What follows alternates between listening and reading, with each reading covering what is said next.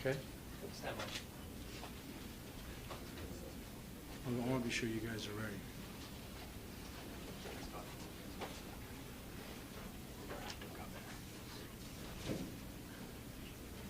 You guys all good? Good afternoon. Thank you for being here. I want to use some prepared notes right now because I have a lot of emotion running through me over this incident, and I want to be sure I get to say what needs to be said as mayor of the city and county. So I want to start off by saying we're angry, frustrated, and deeply saddened at this unnecessary loss of life and suffering. It's a tragic way to start off the new year.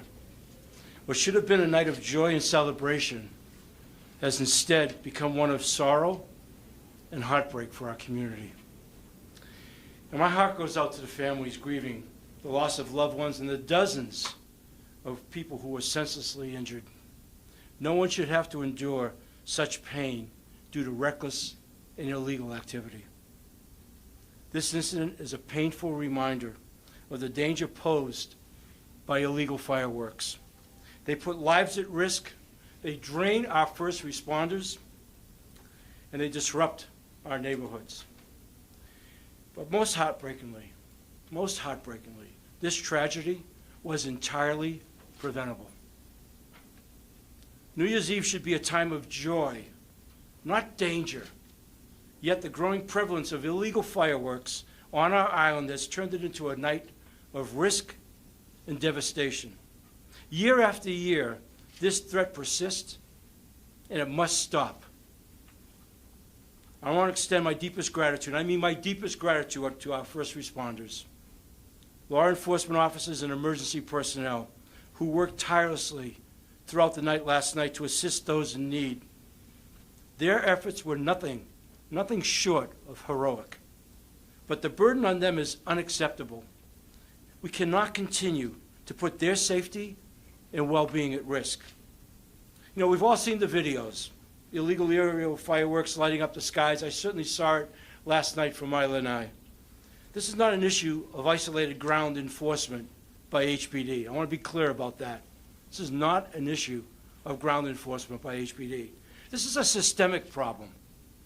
Every aerial firework is illegal, and this means we need to address the root cause, shutting down the pipeline of illegal fireworks entering our islands. So let me be clear. Enough is enough.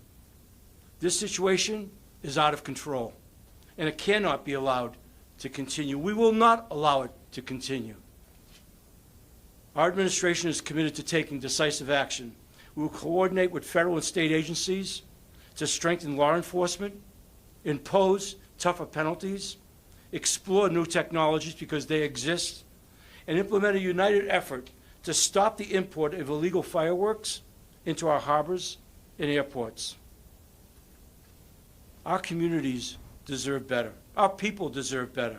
We cannot allow this senseless danger to persist, and we will take decisive action to ensure the safety and well-being of our Oahu residents. I am personally very grateful that Governor Green agreed to be here to share his thoughts, his perspectives, but as I just alluded to, we will combine and work with the state and the federal government and anybody else. This is an unprecedented event, as you will learn today from our first responders. This is so horrific.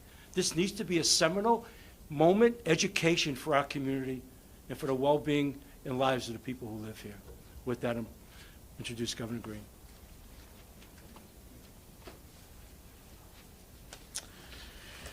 Aloha. Can't say Happy New Year because of what's happened.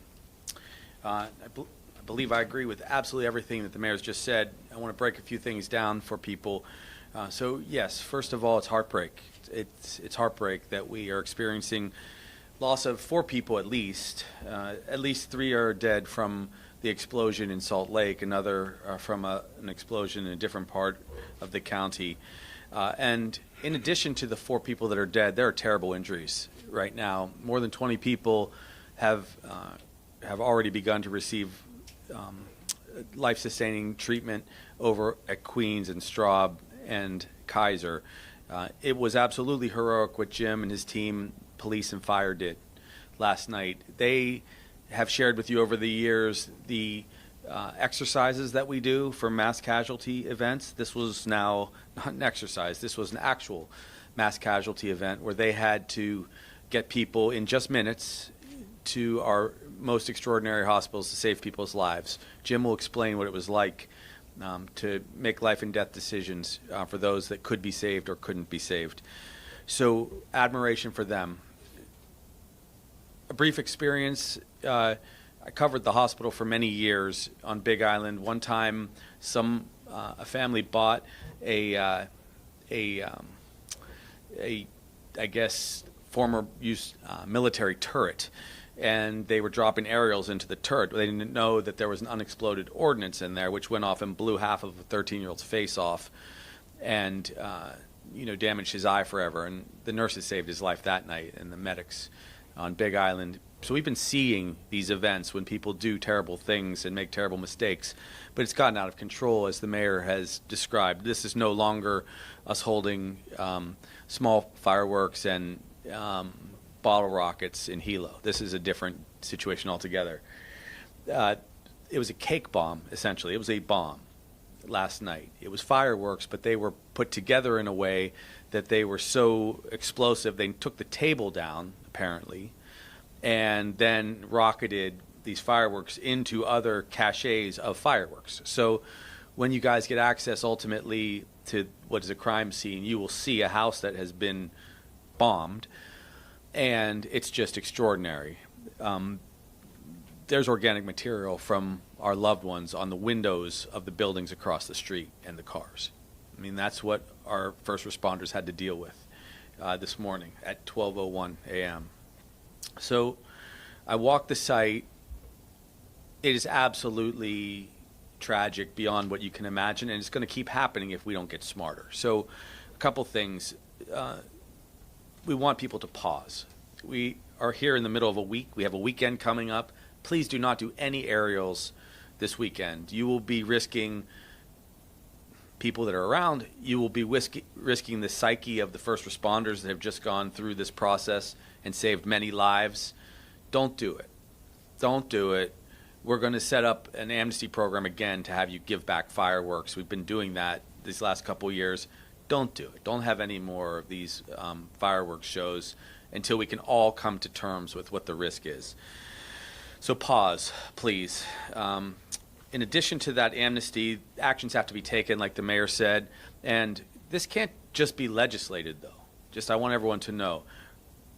It's very likely we will be proposing penalties that will be Class C felonies for anything over 50 pounds of fireworks. We'll debate that at the legislature. We've already heard from legislators just in this first 12 hours. But right now, people are taking terrible risks with other family members and the community. Soon, you'll probably be taking a risk with your own freedom. I don't think anybody should want to go to jail for 5 years or pay tens of thousands of dollars of fines. Love your family. Avoid this.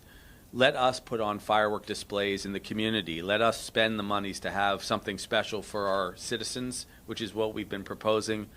No more fireworks shows on back streets across our state.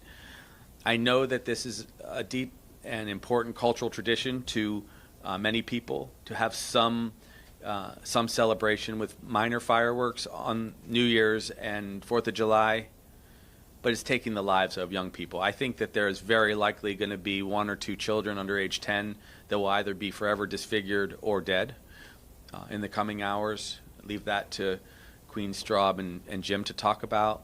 That could have been any of our grandchildren, could have been any of our children. I went and talked to the people on the street. They're scared beyond belief about what could have happened. The way the blast went, it blasted outward like this, and it took the houses in front of it and the cars in front of it. The houses on the sides, amazingly, didn't feel the brunt of this explosion. Could have been the whole block if we were even less lucky. So, look, we are doing a few things. We've been intercepting and seizing thousands and thousands of pounds of fireworks, but still not enough. The task force intercepted 187,000 pounds of illegal fireworks in 23, more than 40,000 pounds in 2024. Tons of shipments have been diverted, but let's just be honest, we will never be able to catch all this stuff. So you have to help us.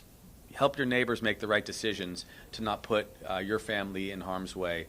There has got to be a better way. Again, the mayor's right. There's technology that can be brought to bear. There are laws that can be put in place.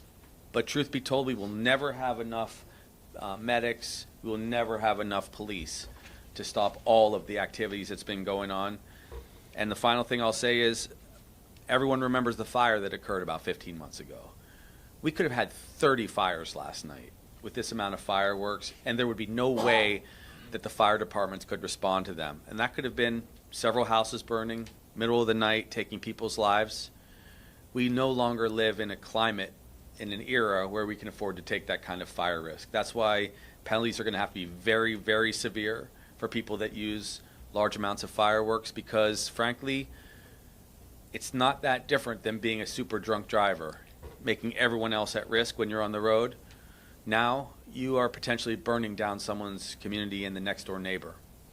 And they're probably trying to sleep on New Year's, and they could be burned to death, not to mention the tragic incident that happened with the explosion. So God bless everybody, but thank goodness we have a mayor that doesn't take any nonsense, and it's going to have to be very, very serious going forward. So please just partner with us on this one, and let's not do aerial fireworks anymore unless professionals are doing them. Aloha.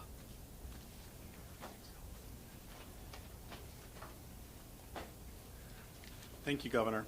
Jim Ireland from the Honolulu Emergency Services Department. I just want to go through briefly what happened with this incident from the EMS perspective.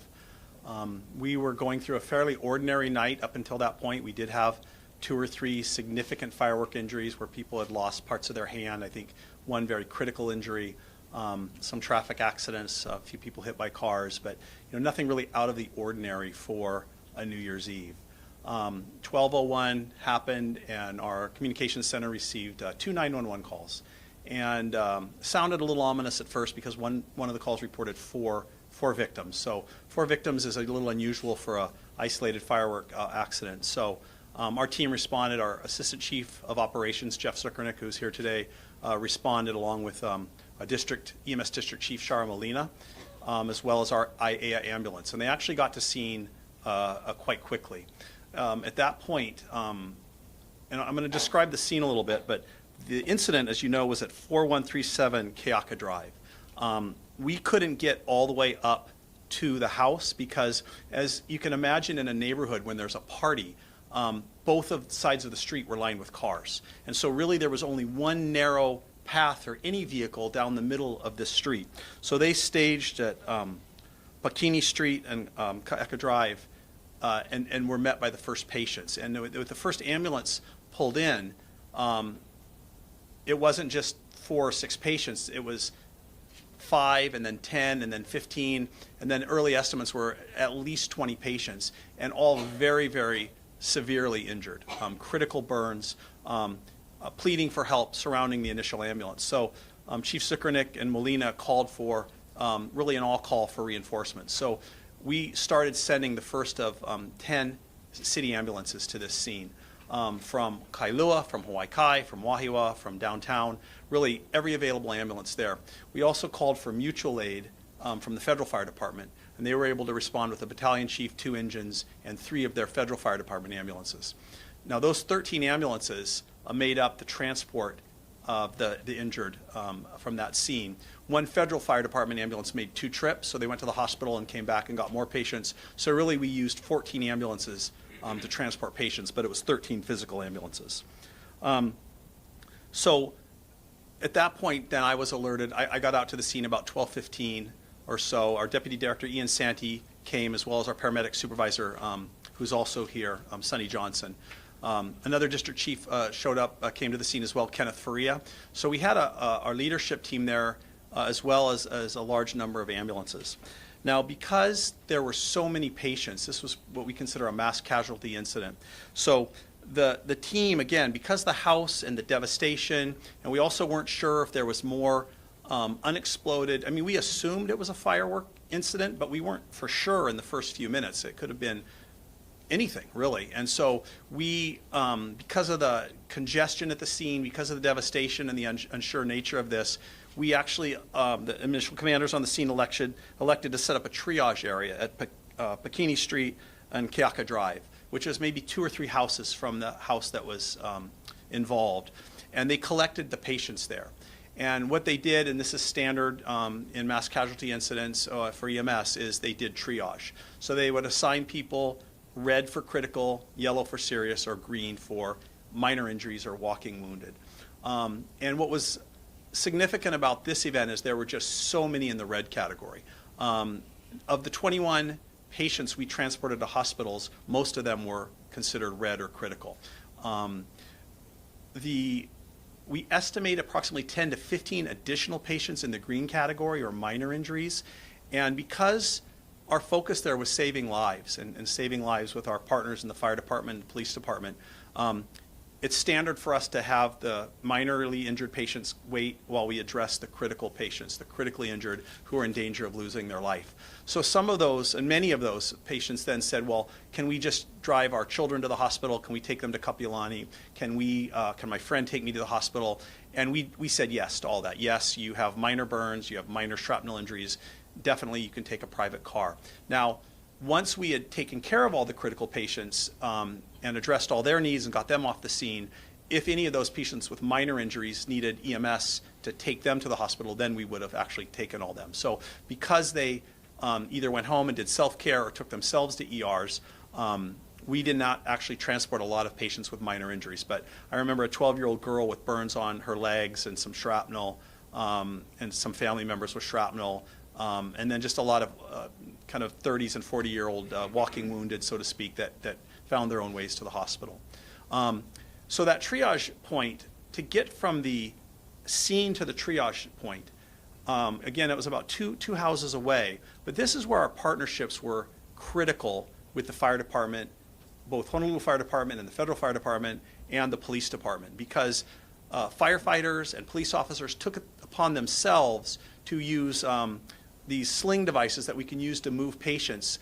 They have handles on them from the scene to the collection point where the paramedics and the paramedic supervisors could do triage.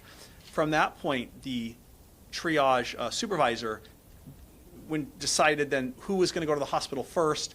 Our dispatch arranged which hospitals were going to take which patients. So all of this was going on simultaneously, and I really can't say enough also about our dispatch staff. We shift change at midnight, which in a way it was fortunate because everybody in dispatch who was supposed to get off at midnight didn't leave. So we had a double number of dispatchers going into the night to help us manage this incident. And they all stayed. I'm just so proud of just their actions, because what they were doing behind the scenes is talking to all the hospitals. Queens, how many critical patients can you take? Straub, how many critical burn patients can you take? Kaiser, Kuakini, et cetera. So they touched base with every hospital on Oahu simultaneously while our teams were doing the triage and now starting the transport. Now the other issue at this scene was these roads now were filled with police cars, supervisors, fire trucks, personnel, victims, and we just could not get the ambulances up into that scene. They would have gotten trapped or congested. So what we elected to do then is set up Salt Lake Boulevard at Bikini Street as the transport hub. So the triage hub was about 2 blocks from the actual scene, and that transport hub was maybe another 2 blocks, a block or two from where they were doing the triage. So again, the teams, some EMS teams did this, but the majority of the patients moved from that triage collection point down to where the ambulances were staged along Salt Lake Boulevard was made possible by the really dozens and dozens of police officers and firefighters there working with us, moving patients from point A to point B, from point B to point C.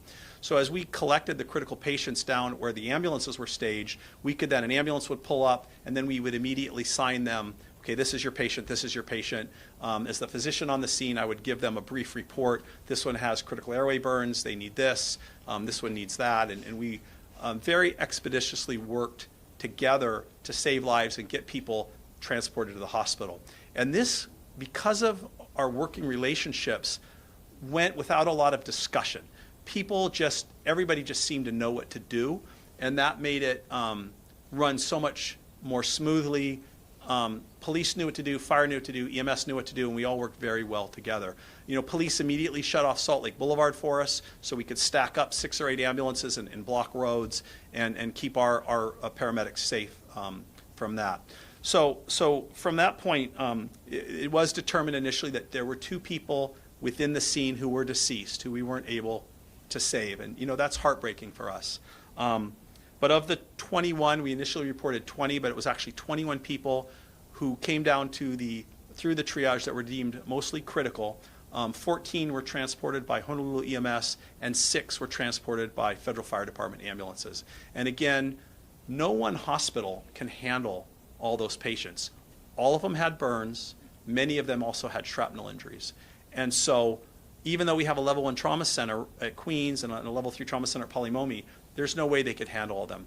Strava's our burn center. There's no way they could handle 21 critical patients all at once. So what our dispatchers did very smartly, and again, they're trained to do this now, protocols, they found out exactly who could go where. And for instance, if a burn patient went to a non-burn center, that ER could stabilize them, and then this morning and today transfer them to the burn ICU at Straub after they've been stabilized in that other ER. So we literally utilized 4 or 5 downtown hospitals to take care of all these patients. Now at this time, there's still stuff going on all over town, other injuries, heart attacks, the normal medical stuff we go to. So then what we did is we called on the other remaining ambulances in the city then to use other hospitals other than those ones getting inundated from this event that were a little further out to kind of take the rest of the 911 transport patients from Oahu. So again, I'm just very proud of our team. I'm very proud of the collaboration with the other agencies. But at the same time, it's a really sad day for me because I saw the families, I saw the patients, I saw their anguish, and it's just heartbreaking. And this, again, didn't have to happen, but our teams were very professional. But again, it was just very, very sad. And it's going to be tough for these families going forward, and there's going to be a healing process. And I never want to see this again, frankly. Fire Chief. Aloha, good afternoon. Kalani Hao, Fire Chief of the Honolulu Fire Department. As Director Ireland stated, it's a very unfortunate and sad way for us to start our new year. All of the people impacted and affected, and I want to send out our condolences and prayers to everyone that is affected because they're going to need our support to kind of get through this. As far as the fire department role, as Director Ireland stated, we did get the call at or around midnight. Initially, the calls came in. The information that was provided was a very few information, so we only responded with 1 unit each with EMS and HFD. And upon arriving to the scene, we, discovered the actual scope of the incident and the large explosion. It really looked like a war zone, and a bomb pretty much dropped right in front of that house. So, like Director Ireland stated, we initiated, dispatched a whole lot more of resources. We sent a total of 9 other resources from HFD, and luckily our conditions at the time, there were no fires upon arriving at the scene. So we were able to focus all of our efforts on patient care. We did a search and rescue of the building that was affected and the surrounding area. And during that search is that we found one of the patients that actually deceased at the incident. And like Director Ireland stated, very proud of the work that our personnel did in working together with all the other first responding agencies. But I wanted to kind of touch on what the mayor stated. Fireworks is a very sensitive issue within our community, whether to allow legalization or not. But with everyone here in the public safety community, the safety and well-being of our community is our #1 priority, and also with our personnel. And I think people have to take a step back and take a look at that. We want to make sure that everyone goes home at the end of the day. And I think that I know everyone has that same thing in common. Our community does care for each other and want to make sure that the safety and well-being of their neighbors, their families are of the top priority. So I think it's something that changes are going to have to be made. Like the mayor said, we cannot allow something like this tragedy at this level to happen again. And we have to learn from our mistakes, and I hope that some sort of legislation and work can be done to prevent this from happening in the future. I'm going to pass it on to Chief Logan. Aloha, good afternoon, Governor, Mayor, and members of the media. Thank you for the opportunity to be here. You know, our prayers go out to the community and all those that are tragically involved from this fireworks incident. To echo what the mayor and the governor and the other first responders have said is, you know, very bad, poor decision-making by members of our community who decided to take fireworks and use them in a manner that's not professional, trained individuals. And now we have the incident we have. And it's tragic, should never happen, should have never happened. We're doing a preliminary investigation into the incident. Please remember that everything I talk about today is preliminary and in that subject to change as the investigation continues. On Wednesday, January 1st, 2025, shortly after midnight, the Honolulu Police Department officers co-responded with our EMS and fire department personnel to Keaka Drive address on multiple people injured in fireworks. The initial responding patrol officer determined that New Year's Eve party had been going on in the carport area and individuals were lighting fireworks that resulted in an explosion. 2 adult females were pronounced dead at the scene, and adults and some juveniles were transported to neighborhood hospitals. Based on the preliminary review and nearby surveillance footage, evidence from the scene and witness statements, it appears that shortly after midnight, a person who attended the party lit an aerial cake, which is a container containing multiple aerial fireworks, in the driveway at the carport. The cake fell to the side, and the aerial shot into crates that contained additional fireworks, setting off what is the explosion that you saw on multiple media outlets and social media posts. At this time, it appears that 23 adults and 3 juveniles are seriously and critically injured, transported to aerial hospitals. There may have been additional people that walked to or admitted themselves into the hospital, as mentioned by Dr. Ireland. At 5 a.m. today, we were notified that one of the critically injured patients, a 23-year-old female, had also passed. So that would be the 3rd individual that passed. The identification of all the deceased will be from the medical examiner's office on a future date. In addition to the 3 fatalities, approximately 24 people were injured. I'd like to thank all the first responders, the initial responders to the scene. One witness who had prior military experience likened it to a war zone. I would ask that any of the first responders and the neighbors that also responded to help to seek any professional counseling that may be required. I know there were peer officers, both by other first responders and HPD, that were there to help the initial officers at the scene. The Honolulu Fire Department, and I understand ATF is involved in the investigation into this matter, and we will continue that investigation for several days and months into the future. I know that I went to the scene later this morning. Our investigators, our patrol initial response, were holding down the scene. Our criminal investigation division was on the scene. Our specialized services division was there to recover the additional fireworks that didn't explode in the fire blast, and to render all that safe for possible future investigations. And so we continue this. I believe they probably released the scene a little while ago. So this is something that happened, many, many hours of investigation for law enforcement, first responders to be on the scene for something, as the mayor and the governor so eloquently stated, should have never happened. Here's an individual that's not a professional, to the best of my knowledge, unprofessional at fireworks, and here we have a tragic loss into a community, and neighbors, families, and friends are now either deceased or in hospitals because of just what appears to be careless acts. So with that, we'll open it up to your questions. Can the person who is known to have lit that cake that eventually fell and caused the explosion be held responsible? I think the investigation will bear that out as we pursue, but I believe in conversations with the prosecutor's office, if there is an incident that would lead us to the facts and circumstances of providing a criminal act, then yes, we could lead to prosecution. I had a question for Dr. Ireland. We understand that it was incredibly graphic, very horrific. Limbs were blown apart. What did you see, and what did other first responders see at the scene in terms of injuries? I personally didn't see anybody who were missing limbs from that incident. We did have people in other incidents around Oahu who lost hands and limbs. But the majority of these patients, just about I think everybody I saw had some degree of burns.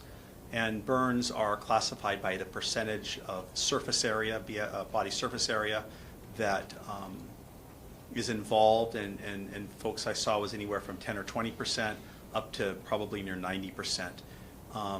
Once a burn in general exceeds 80% body surface area, there's approximately less than a 50% chance that you'll survive that.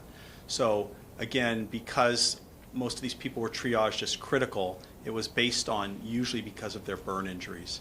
But again, we did also have people with a lot of shrapnel injuries, because this was not only fire, but it was also a blast.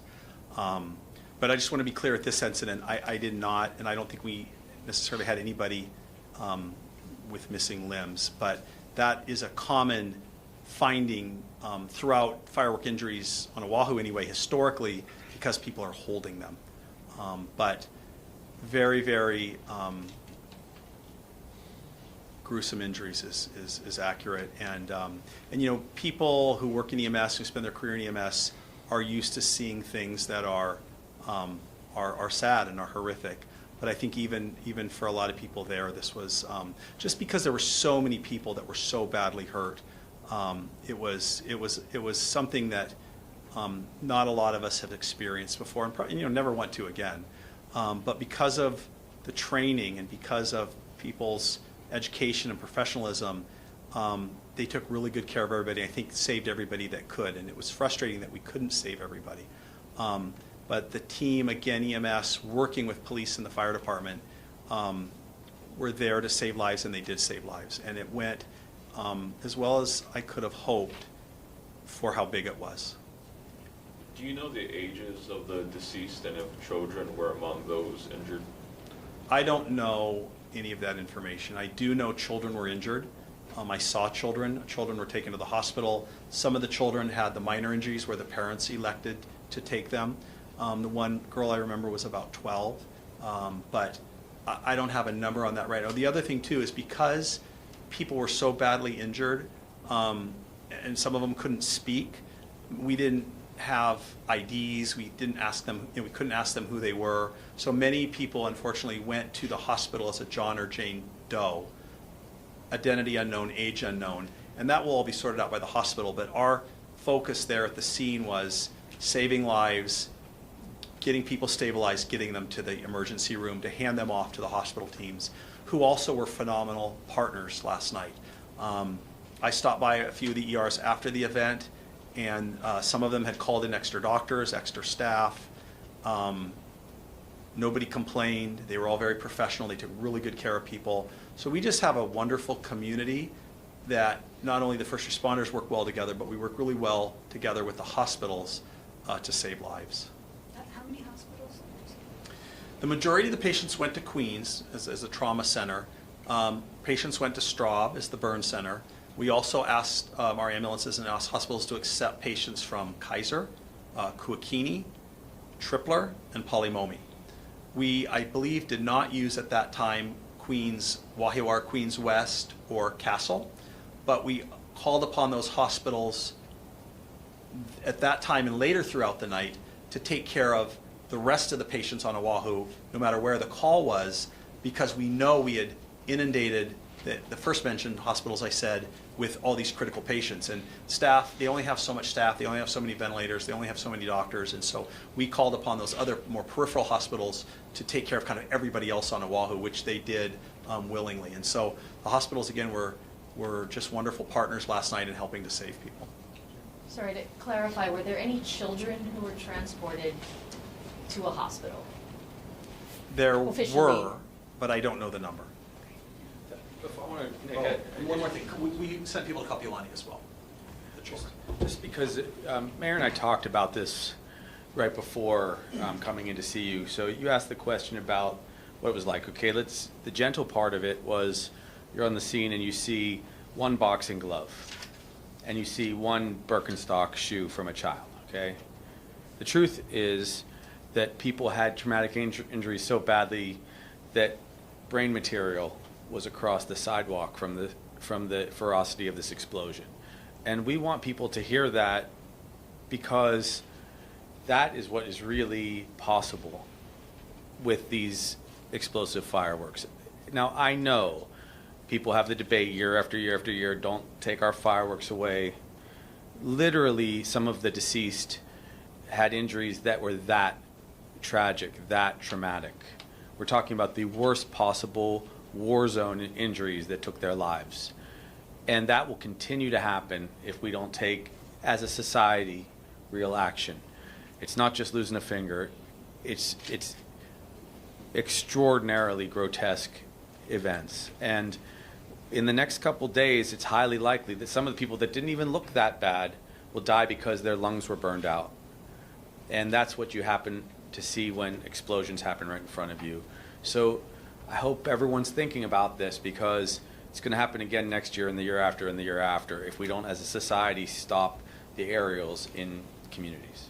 Governor, are you personally going to call for an all-out ban of fireworks? We're going to call at least for a felony offense for any significant cake fireworks. So any fireworks that are beyond what can't cause much harm will be a Class C felony if we have our way. Only one state, to my knowledge, we've been doing some investigation of other states' laws this morning. I believe it's actually Massachusetts that Mayor and I have deep experience with, have done full bans.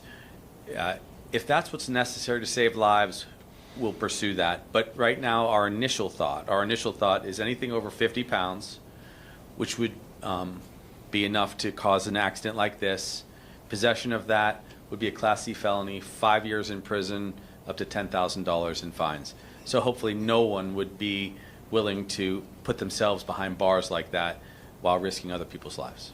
There are 4 incidents that EMS had sent out of injuries, and I believe you had mentioned 4 people, fatal injuries at the Aliamanu incident, and then another fatality.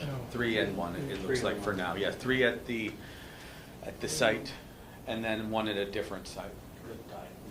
The one at the different site, can you confirm which location that was?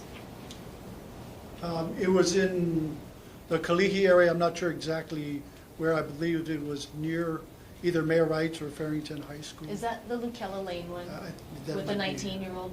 Yeah. That is confirmed. Well, I'm not, I believe it's that one, but I have to get more information. And Governor, you mentioned today that there was possibly a child that was in critical. We know that there was a 3-year-old that was severely injured. I believe a 1-year-old that was also severely injured. There was also, you know, some of these adults are kind of kids, 17 and 19 years old. In my mind, those are children. So the truth is, a lot of children had to go to our facilities at Hawaii Pacific Health, you know, and they do great care there. Everyone went to the right facilities, or the facilities they could be gotten to quickly to do great care before they went to the ultimate facility for treatment. And most roads lead to straw as far as burn injuries over time. But the trauma, and there was a significant amount of trauma, because what happens was, you'll see the site eventually, the explosion was enormous, which meant that everything else shot out like shrapnel, like weapons, shooting into other people's houses, into their cars, blowing out the windows, and into people's bodies. And so you have terrible injuries of internal organs, brain injuries. These are projectiles that are essentially like shooting guns off into a crowd, except it's from the explosion. It was a bomb, make no mistake. It was a bomb that exploded. It was a firework bomb. And I'm sure that no one wanted anything like this to happen, but that is the risk you take. And people are drinking, and they're doing drugs at parties, and they're not thinking clearly, and they have this huge amount of explosive packed in a garage. I mean, it shouldn't be a surprise to us that this is going to happen again if we don't do something. Chief Logan, you know, this address where the explosion happened, were there previous complaints or citations from neighbors or issued by HPD to this property or its owners regarding fireworks? No, not that I can see within our computer systems. I talked to a neighbor that lives next door, and he says, we don't, in Hawaii, we don't tattle. And he would have liked to, but. So therein lies an issue. For us to enforce fireworks by individuals, the officer either needs to see the violation happen, and that means the person lighting the firework, illegal firework, and then we can make the arrest or write the citation. Or we need the witness, either with photographs or a statement from the neighbor saying that I saw so-and-so, my neighbor, who I know, light off this firework and here's what happened. That's the kind of information that we need to take that to the prosecutor's office to provide that information for further action within the criminal justice system. And so that's a lot to ask from neighbors. And I know neighbors don't want to tattle, but here you have neighbors, you know, unfortunately, this is an accident that happened. And could it have been, it should have never happened by the decisions that people made to bring the fireworks to that party and then light them on. And that's really the problem. The neighbors, you know, we ask for their help. We ask for their help that are in that area that maybe have cell phone or video camera from their house that may have caught the incident prior to, leading up, and then after. And so we're asking for that information to be forthcoming to the Honolulu Police Department for us to do part of our investigation. Are you going to step up patrols next New Year's Eve? So That's what this guy said. He says we would appreciate more police presence. Well, the officers are out on patrol. The officers were on calls. They were on several calls for other fireworks incidents. There were no calls, to my knowledge, in that area. So police weren't called for that reason. And then the officers, this was so chaotic that the Kalihi station and the leadership there had to call in people from the outside districts. And so outside district officers had to come in to help them, one, deal with the incident, to provide security, to close off the roads for the traffic, and then to help EMS and fire maneuver the casualties to the ambulances and get them out to the hospitals they needed to be. So I could have more officers on driving around and doing that, but I can't solve a situation like the mayor had said. This is a systemic problem that's cultural. It's been long-standing, and it's not just solved with Honolulu Police Department driving around. This is solved by finding the root of the cause, which is how they get in here and how they're distributed. So go back to Jen, your question, the individual who lit the firework, but also the individuals who brought the fireworks, who maybe bought the fireworks. All of that is part of this investigation that's going to go on, and to ascertain how and when, where these things came from. And that could lead to criminal prosecution. So it's not just the police we'd have to be in the right place at the right time for a lot of this to happen, or to find the individuals, to catch the individuals for a citation or arrest. But it's not having hundreds of thousands of officers on the street to solve this problem. It's finding the root of the problem and stopping the illegal fireworks from entering. How much would you say you found or recovered today? My understanding, it was tens of thousands of dollars worth of fireworks. From that one address? Or Yes, total? from the one address. You guys need to understand something additionally, okay? Chief is being very modest. Even as they were responding to a mass casualty where there were dead individuals on the scene, people were still shooting aerials up in and around the streets that the police had to drive past. I heard this in person today from some of the residents on the street. They themselves felt shocked that people would still be doing that while these heroes were responding to fatal events right on the street. It's so many people shooting off aerials now that there's not enough police to even imagine dealing with the one-by-one cases. That's why it has to be dealt with systemically. We have to shut it down, or we at least have to limit the scope of the size of these fireworks. No one is worried about small fireworks per se. But, you know, people were still shooting off aerials as the medics were driving by. 4 houses down. 4 houses down. I mean, So the audacity of that, while people are trying to save lives, and these people are working knowing that there's going to be loss of life, that tells you that it's in people's heads now that they think it's okay. It's not okay. It has to stop, especially the big fireworks. And we'll do all that we can, but it's going to have to be we as people making that decision to not do it. There are other exciting things in life to do. This can't be one of them. This task force you mentioned earlier had recovered over 200,000 pounds of illegal fireworks over the last year since it was created. Yeah. Where does it need to step up its work more? So Next few years. Yeah, well, one of the many recommendations is amping the penalty so significantly that it really causes a deterrent. But as you've witnessed in the course of the public dialogue, there's really heavy pushback against any change in laws to make it a bigger offense. Usually it takes something tragic like this to get the entirety of society moved to a place like enough is enough. No one's supporting fentanyl in the streets, you know. No one should be supporting, which will kill you and your teens. No one is supporting fireworks now that they know that it can take out a city block. So I hope people, wake up. And as the chief said, we're not a society perhaps of pointing fingers at our neighbors. I get that, but we are a society that demonstrates aloha for our ohana in the community, and this is now clearly a threat. This is not your old firecrackers, in the rural parts of the state, or a cultural statement. This is actually a threat to public safety and health. So we talked about it from the side of asthma and lung disease, because a lot of people have trouble breathing. That's been a concern, but this is a straight trauma concern.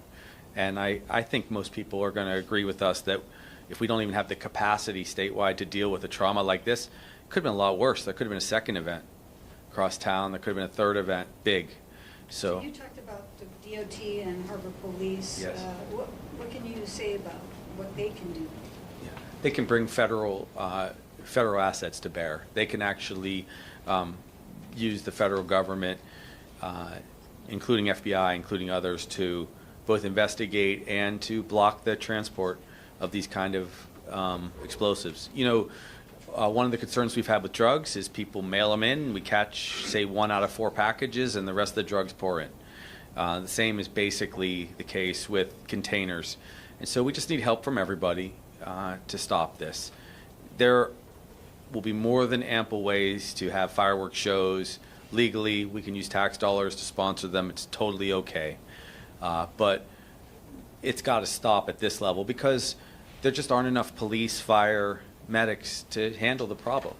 And every couple of years you're going to have a terrible, terrible event. And sooner or later you're going to have another fire break out that we will not be able to control.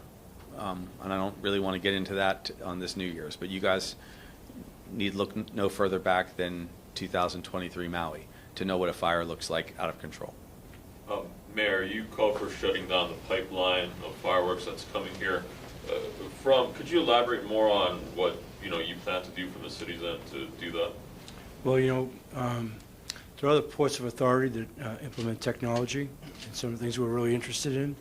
So I want to leave it at that, because obviously this is a very sophisticated business, highly illegal, highly profitable, will not go away easily. I'd rather defer anything that we're about to do, okay? Except we're going to employ the best tactics we can. What's this new technology? I'm going to leave it at that for now. How many citations or arrests were made last night and in the weeks leading up to in regard to illegal fireworks? We're pulling that statistics now. I don't have that offhand to answer the question. I know we were responding to multiple calls last night, but how many citations or arrests were made, that I'm not aware of yet. So Chief, do you know how large the cake was and how many aerial fireworks it had? There are some people who don't even know how that works. So can you explain it and how it launched rockets into the garage or carport? I'm trying to, I saw the scene and I observed it. I mean, there were probably, I don't know, maybe 50 or so individual cartridges within the cake itself. They call it a cake. looks like a sheet cake from, I won't say who, but a local vendors. And so that's why they call it an aerial cake. But in that, there's individual, either 8 to 10 smaller cartridges that are within a smaller case. So they could take those out, but they chose to leave it in there and then let it fire off, I guess, one by one. But that wasn't the intent or that might have been the intent, but that's not what happened. Somehow, either it tipped over or a table it was on tipped over based on the high heat it was generated from the fireworks, the cake they call it. And that, once it turned sideways, lit off the rest of the fireworks that were nearby. And that's what caused the mass explosion. So we're still working through that. Kudos to our investigators who are on scene to try to ascertain all that happened with, as you can imagine, the first responders trying to save lives. At the same time, we're trying to find out exactly what happened. Was the cake homemade? No, I think it's Store-bought. industry bought, yes. Were there any homemade explosives or fireworks recovered at that property? I don't recall any homemade fireworks. There were instruments to allow the fireworks to, like aerials, to shoot up in the air that were homemade, but not the fireworks themselves. And any citations at this site? Not at this time. And Chief Howell, you said that the one woman was found, where? It was my understanding that she was in the carport upon our search and rescue efforts. And the other woman? Well, they were Do we know? external outside of the building. Do we know where the other woman was? Outside, one was on the street and one was on the driveway. I think those were the two deceased at the time. That was my understanding. One in the street and one on the driveway. Correct. And were they grown? Do you think they I'm were- not sure how they ended up where they ended up, but what I understand is the two that was DOA was out on the exterior portion of the building. Can you confirm if the women were related? I do not have that information, sorry. Ages, possibly? I don't have that information. Ages, no. Would you describe everything you found on that property as illegal fireworks, or were there some like legal firecrackers there like attributed, or it appeared it was just all illegal? I couldn't ascertain if things were legal. What I could see was a lot of illegal fireworks, boxes, containers, and debris. But I didn't, there were fireworks or firecrackers that were there that might have been legal. But the scene was so chaotic and congested with debris and items from all around the house that I couldn't tell what was what. Can the homeowner be held responsible? That's all part of the investigation.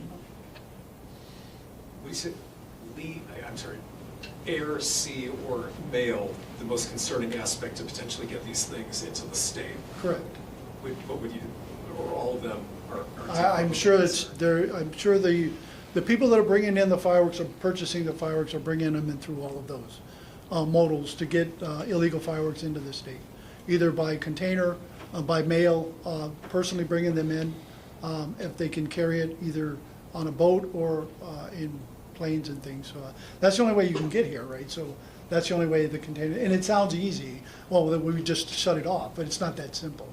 We don't have authority to just open up a container or stop somebody and say, hey, give me your fireworks. We'd have to have a lot more information.